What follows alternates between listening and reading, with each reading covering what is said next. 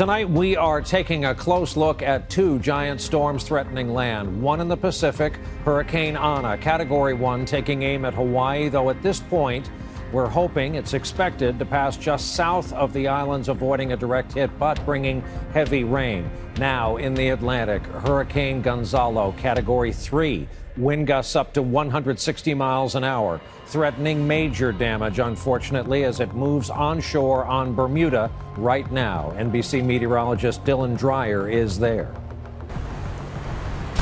Angry seas erupted today as the massive Hurricane Gonzalo bears down on Bermuda.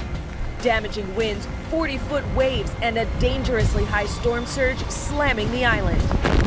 Looking at a map, Bermuda looks like the tiniest little speck out in the ocean. So how could it possibly stand up to such a huge storm? Well, imagine Bermuda like a stick in the water, and the water just simply goes around it, as opposed to that snowplow effect we're so used to on the United States. Conditions have been deteriorating here since early this afternoon as this Category 3 Hurricane Gonzalo passes just to our west. It should start to race away as we go after midnight tonight, and conditions should dramatically improve. It's another dangerous night ahead for nearly 30 million Americans as an already deadly outbreak of severe weather moves to the north and east. You see it there, a huge system already spawning tornadoes. The watches and warnings will continue throughout this night. NBC meteorologist Dylan Dreyer monitoring it all from Charlotte. From Alabama to the Carolinas, a massive storm system packing high winds and heavy rain pushed its way across the southeast today. It spawned 2 tornadoes in the metro Atlanta area. People's houses are just totally gone. They're having to rummage through their stuff. Wesley Cagle's family felt their house shake at 6 this morning. Broken tree limbs punctured the house. Fortunately, no one was hurt. Let's just look at how strong those winds are. Tornado warnings sounded across North Carolina today. Take shelter right now. In Lawndale, an hour west of Charlotte, high schoolers forced from class to hunker down in a hallway. This storm spread 800 miles across more than a dozen states. At least 10 tornadoes have been confirmed and hundreds of severe weather reports. 2 people were killed. A 75-year-old woman died after a tree fell on her home in Alabama. And in Arkansas, neighbors are rallying around a family of a Marine who died after an EF2 tornado tore through his family's home. His wife remains in critical condition. His 3 children are okay. You know, I see the eye going right over the island nation of Bermuda. Here's a live shot here from PTZTV.com. You can start to see the wind starting blowing some of these trees, but we're still hundreds of miles away from where this storm is going to make landfall. Something else I'm watching this morning, Chris, is that the eye seems to be getting smaller. Think of an ice skater at the Olympics. When she pulls her arms in, she spins faster. When that happens, we could get more spin. Right now, like, they need that. The wind is 130 miles per hour here. The waves are 40 feet high. The storm surge will be at least 10 feet from all directions, and it's moving right over Bermuda as either a Category 4, where we are now, 130 miles per hour, and the forecast is for it to die a few miles per hour, but 115. Here's exactly what Bermuda looks like. Here's the island nation of Bermuda. So for a while, as the eye goes right over the island, we're going to get waves from this way. And then as the eye goes by, the waves are going to be coming from this way. So both sides of the island will get surge. Certainly there will be damage here in Bermuda. Right now, we just don't know how much. If that eye tightens up, it will be significantly worse.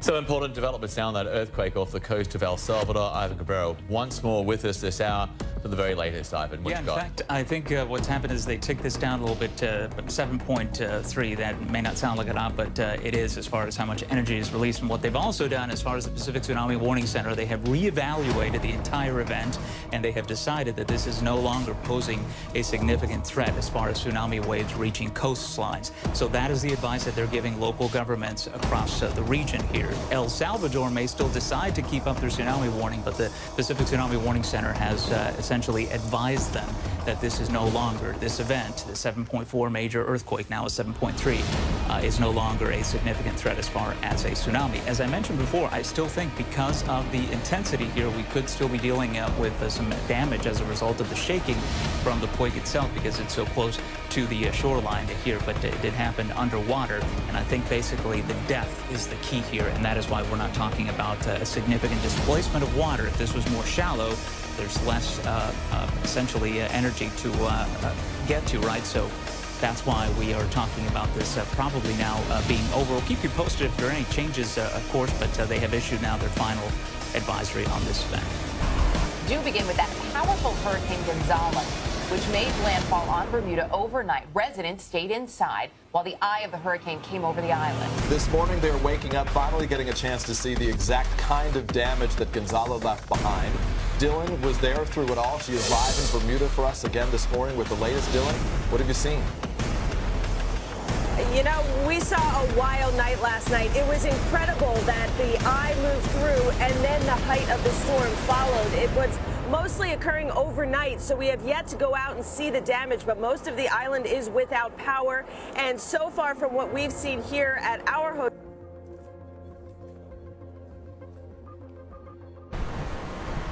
Hurricane Gonzalo slammed into Bermuda last night. A direct hit with winds whipping at least 110 miles per hour. The massive swirl swallowed the tiny island as it made landfall just after dark.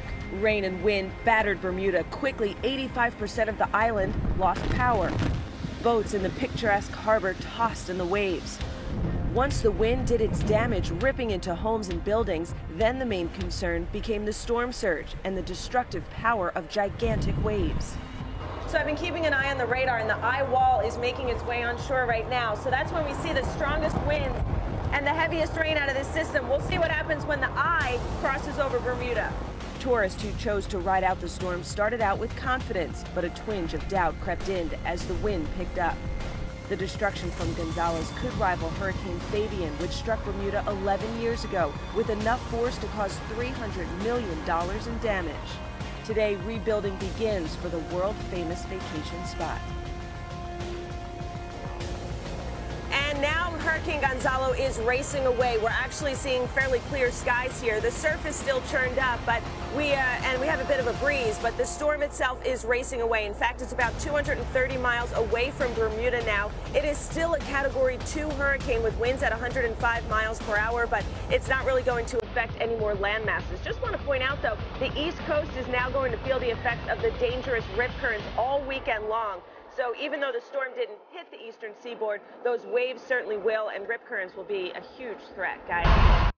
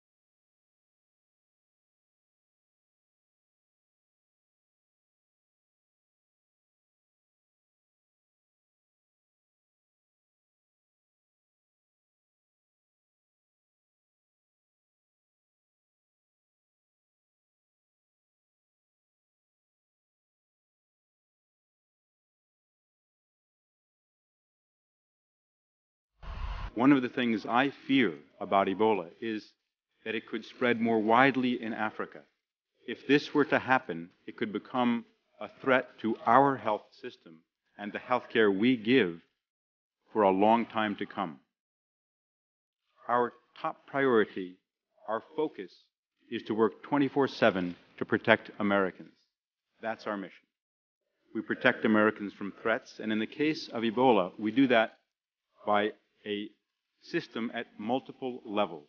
There are no shortcuts.